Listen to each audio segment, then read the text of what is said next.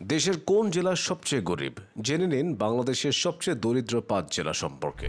Number ৫ ভোলা। এই জেলায় দারিদ্র্যের হার প্রায় ৪৫.২%। দূরবর্তী চর, দুর্বল অবকাঠামো আর ঘন ঘন প্রাকৃতিক দুর্যোগ পিছিয়ে রেখেছে এই দ্বীপ জেলাকে। নাম্বার ৪ রাঙামাটি। পার্বত্য রাঙামাটিতে দারিদ্র্যের হার প্রায় ৪৫.৮৯%। পাহাড়ি এলাকা হওয়ায় এখানে স্বাস্থ্য, শিক্ষা, বাজার সবই নাগালের বাইরে। নাম্বার ৩ সুনামগঞ্জ। সুনামগঞ্জের প্রায় ৪৭.৩৬% মানুষই ভুগছে বহুমাত্রিক দারিদ্রতায়। হাওর বেষ্টিত এই জেলার অর্থনীতির হাল খুবই দুর্বল, কারণ এখানে বর্ষা মানেই জনবিচ্ছিন্নতা। নাম্বার ২ কক্সবাজার। কক্সবাজার জেলায় দরিদ্র মানুষের হার প্রায় ৪৭.৭%। রোহিঙ্গা সংকট, কর্মসংস্থানের অভাব এবং অসম আয়ের কারণে এই এলাকার অসংখ্য মানুষ সুবিধা বঞ্চিত। নাম্বার ১ বান্দরবান। বান্দরবান যেন এখন দেশে দারিদ্র্যের রাজধানীতে পরিণত হয়েছে। এই জেলার ৬৫.৩৬% মানুষ নিম্নমানের জীবনযাপন করছেন। বাংলাদেশের সবচেয়ে কম দারিদ্র্যের হার ঝিনাইদহ জেলায়। এখানে দারিদ্র্যের হার মাত্র ৮.৬৬%।